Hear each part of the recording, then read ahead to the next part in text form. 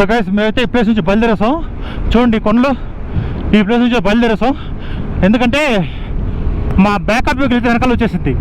వాళ్ళు ముందుగానే చెప్పారనమాట, ట్రిప్ స్టార్ట్ అవుట్ చెప్పారు, నో ఫోటో బ్రేక్స్ అని క్లియర్గా చెప్పారు. కానీ మేము రూల్ బ్రేక్ చేసాం. సో వాళ్ళు వచ్చి వెళ్ళండి రండి అని చెప్పేసారు, అడిగారు, పిలిచారనమాట. అందుకోసం ఇంకా ఓకే బయలుదేరేస్తాం అని చెప్పి బయలుదేరేసాం. ఇక్కడైతే క్లైమేట్ మరీ నాకు తెలిసి కంపల్సరీ మైనస్లో ఉంటుంది గైస్. పెదాలంతా జిల్లుగా అయిపోతాయి అట్లే. గైస్ ఇక్కడ చూడండి గైస్ ఎండ ఎలా ఉందో. అన్ప్రెడిక్టబుల్ అంటే ఇదే అబ్బా. ఇంత సోపు నేను లాక్ చేయలేదు బికాస్ ఆఫ్ స్నోఫాల్. ఇక్కడికి వచ్చిన తర్వాత ఎండ చూడండి ఎట్లుందో అబ్బా. మరీ రిఫ్లెక్షన్, ఆ సన్ రిఫ్లెక్షన్ అయితే మరీ దారుణంగా ఉంది. ఈ పక్క నుంచి భయంకరంగా కొడుతుంది సన్ రిఫ్లెక్షన్. ఓహో, మేమైతే చాలా ఫాస్ట్గా అయితే రైడ్ చేసుకుని వెళ్ళిపోతున్నాను. 85 కిలోమీటర్స్ నుంచి 100 కిలోమీటర్ స్పీడ్లో అయితే వెళ్తున్నాను. ఇప్పుడు నేను గోపి అయితే వెనకాల ఉన్నాము. ఎందుకంటే మేము అక్కడ ఫోటోగ్రఫీ తీసుకుందామని చెప్పి ఆపాము అక్కడ కొంచెంసేపు. దానివల్ల ఏమైందంటే అందరూ టీం మెంబర్స్ అంతా మమ్మల్ని ఓవర్టేక్ చేసుకుని వెళ్ళిపోయారనమాట. దట్స్ ఓకే బా. ఎందుకంటే మనం ఎంత దూరం వచ్చిన తర్వాత అక్కడ మనకు ఫోటో తీసుకోవాలనిపించింది కాబట్టి ఒక ఫోటో అయితే తీసుకున్నాం. That's happy. సో మనకి ఇంకా తాంగ్లంగ్లా వచ్చి జస్ట్ 30 కిలోమీటర్స్ ఉంది అంతే. 30 కిలోమీటర్స్ నాకు తెలిసి ఇదే విధంగా రోడ్ ఉంటే హాఫ్ అన్ అవర్లో వెళ్ళిపోవచ్చు. పిఆర్ఓకి అయితే హ్యాట్స్ ఆఫ్. ఈ కొండల మధ్యలో ఈ విధంగా రోడ్ వేసారు చూడండి, బా ఎంత బాగుంది చూడండి తార్ రోడ్డు. ఇది తార్ రోడ్ ఎందుకు పాడగలదంటే బికాస్ ఆఫ్ వెహికల్ మూవ్మెంట్ చాలా తక్కువ ఉంటుంది అనమాట. అందుకోసమే తార్ రోడ్ వేసిన రోడ్ అట్లే ఉన్నది. ఆ ప్లెయిన్స్ చూడండి అట్టుందో, బా బా బా.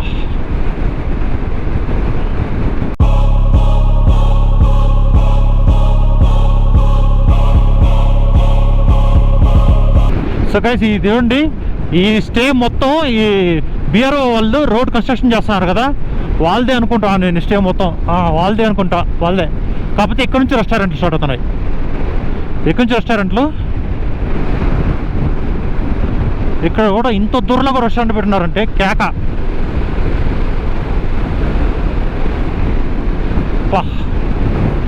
విండ్ బ్లాస్ట్ అయితే చాలా బీభత్సంగా ఉంది గైస్. మీకు గోప్రోలో వాయిస్ సరిగ్గా వినబడుతుందో తెలుసు కానీ విండ్ నాయిస్ అయితే బీభత్సం. సో గైస్ చూడండి మనం ఎంత పైకి వచ్చేసామో. చూడండి ఆ రోడ్ అంతా డ్రైవ్ చేసుకొని వచ్చాం అనమాట మనం. అబ్బా వాట్ అండ్ ఎక్స్పీరియన్స్ గైస్, నిజంగా సూపర్. అసలు మా బ్యాకప్ వెహికల్ అయితే వెనకాలే వస్తూ ఉంది. గోపి ఎందుకో స్లో అయ్యాడు, ఏమో అర్థం కావట్లేదు. గోపి అయితే కొద్దిగా స్లో అయినాడు. కొంచెం ముందర లాగుతాను, అడుగుతాను ఎందుకు స్లో అయ్యాడు ఏమో అనేసి. ఇక్కడ చూడండి ఇక్కడికి వచ్చిన తర్వాత మొత్తం వెదర్ చేంజ్ అయిపోయింది మళ్ళీ. బికాసం జిల్లు కూడా అట్లే. సో మనకి తాంగ్లాలో ఇంకొక 12 కిలోమీటర్స్ అయితే ఉండొచ్చు. నాకు తెలిసి ఒక హాఫ్ అన్ అవర్లో వెళ్ళిపోతాం అనుకుంటాను 12 కిలోమీటర్స్. ఎందుకంటే బాగా అప్పుగా ఇది 3rd గేర్ 4th గేర్లోనే వెళ్ళాల్సి వస్తుంది. 5th గేర్ 6th గేర్ వేస్తే అస్సలు బండి మూవ్ కావట్లేదు, అలా ఉంది పొజిషను. సో తాంగ్లాలోకి వెళ్ళేసిన తర్వాత అక్కడ ఒక బ్రేక్ అయితే తీసుకుంటాను నేను, ఎందుకంటే బాగా జిల్లుగా ఉండదు ఇక్కడ.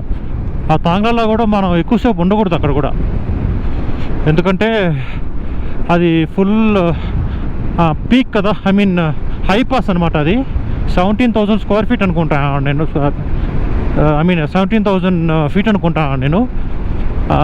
కాబట్టి అక్కడ ఎక్కువసేపు ఉండకూడదు, మనం కొద్దిసేపు ఉండేసి ఫొటోస్ మొత్తం తీసుకుని వచ్చేద్దాం అంతే. ఈ ముందర చూడండి కర్వ్ ఎట్లుందో, అబ్బా. ఓపెన్ అయిన వెంటనే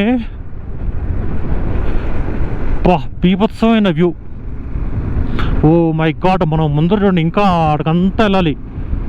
ఆ రోడ్ పైన కనబడుతుంది కదా, ఆ రోడ్ మొత్తం రైడ్ చేసుకొని పోవాలి మనం. అది టాప్ అది. సో అక్కడే అనుకుంటా నాకు తెలిసి తాంగ్లాల బోర్డు ఉంటుంది కదా, యువర్ రీచ్డ్ తాంగ్లాల అని చెప్పేసి, ఆ బోర్డు నాకు తెలిసి ఆ పైనే ఉందనుకుంటున్నాను. సో తాంగ్లాల మనకు వచ్చి ఎగ్జాక్ట్లీ 8 కిలోమీటర్స్ అయితే ఉంది. ఈజీగా ఇదంతా చుట్టుకొని పోయే లోపల 8 కిలోమీటర్స్ అయిపోతుంది. చూడడానికి పక్కనే ఉంటుంది కానీ రోడ్ చుట్టుకొని పోవడం వల్ల 8 కిలోమీటర్స్ అయితే ఉంటుంది ఈజీగా. ఓ సో గైస్, మనైతే చాలా పైకి వచ్చేసాం మనం.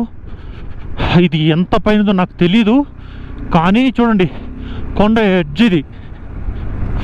అప్పా, చలి మాత్రం బీభత్సంగా వేస్తాను గైస్. ఈ గ్లౌజ్ వేసుకున్నా ఇంతసేపు అయితే నాకు కొంచెం బాగానే అనిపించింది. ఇప్పుడు అబ్బా సూదులు గుచ్చుంటే అనిపిస్తుంది. లోపలికి బాగా చలి వెళ్ళిపోయింది. అబ్బా, కొంచెం ఒకటి నాకు తెలిసి ఇంకొక మ్యాక్సిమం ఒక ½ అవర్ ఈ గ్లౌజ్ అంతే. దాని తర్వాత వేరే గ్లౌజ్ ఏదో ఉంటే వేసుకోవాల్సిందే. గోపి కూడా చేరిపోయాడు అనమాట మనతో. ఎందుకో కొంచెం స్లో అయినాడు. ఇప్పుడు వచ్చి అయితే జాయిన్ అయిపోయినాడు. ఓహోహోహోహో,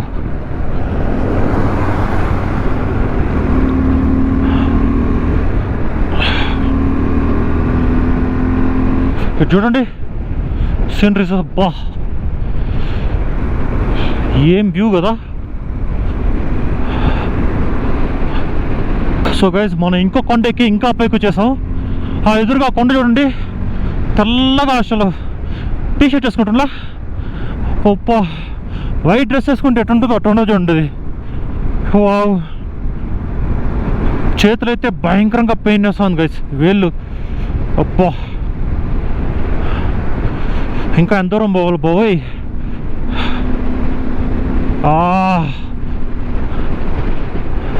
చూడండి అంత ఎలా ఉందో. ఈ సైడ్లో అంతా చూడండి మంచు గడ్డలు పేరుకుపోయినది అట్లే. గైస్ ఎట్లా చూడండి గైస్, తెల్లగా ఎట్లా చూడండి మంచు. ఎంత వైట్గా ఉందంటే అంత వైట్గా ఉంది. బా, వావ్, సూపర్. ఓ, మనం తాంగ్లాలో అయితే రీచ్ అయిపోయాం. ఓ, తాంగ్లాంగ్లా.